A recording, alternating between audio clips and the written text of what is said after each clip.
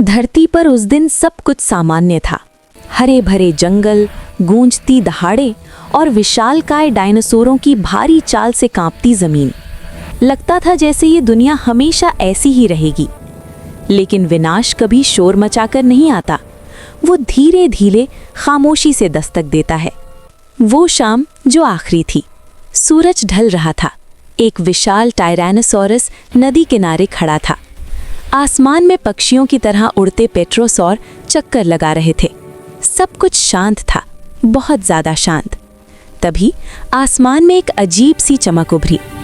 पहले वो तारे जैसी थी, फिर आग के गोले में बदल गई और कुछ ही पलों में वो रोशनी मौत बन गई। आसमान से गिरता प्रलय।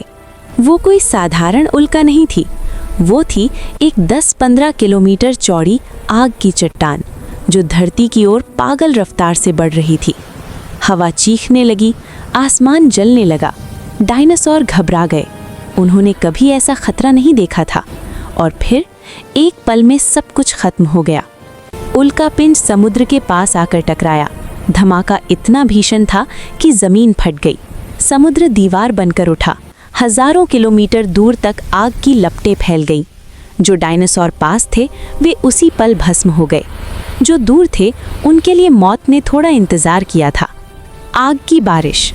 आसमान से जलते पत्थर बरसने लगे। पूरा जंगल आग का समंदर बन गया। डायनासोर भाग रहे थे, लेकिन आग उनसे तेज थी। नदी में कूदने वाले उबलती पानी में मरे। जंगल में छुपने वाले धुएं में घुट गए।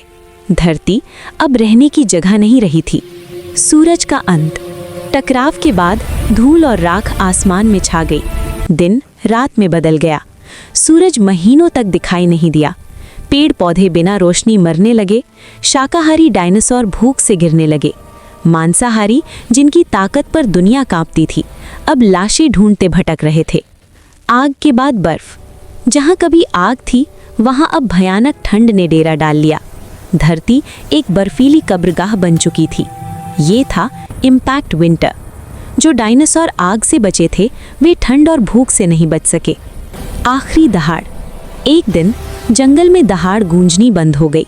धरती पर राज करने वाले डायनासोर हमेशा के लिए इतिहास बन गए। करीब 75% जीव प्रजातियां इस विनाश में खत्म हो गईं। विनाश से जन्म। लेकिन कहानी यहीं खत्म नहीं हुई। छोटे जीव, जमीन में छुपे स्तनधारी, धीरे धीरे बाहर आए। लाखों साल बाद इसी राख और बर्बादी से एक नई दुनिया बनी और उसी दुनिया में इंसान ने जन्म लिया।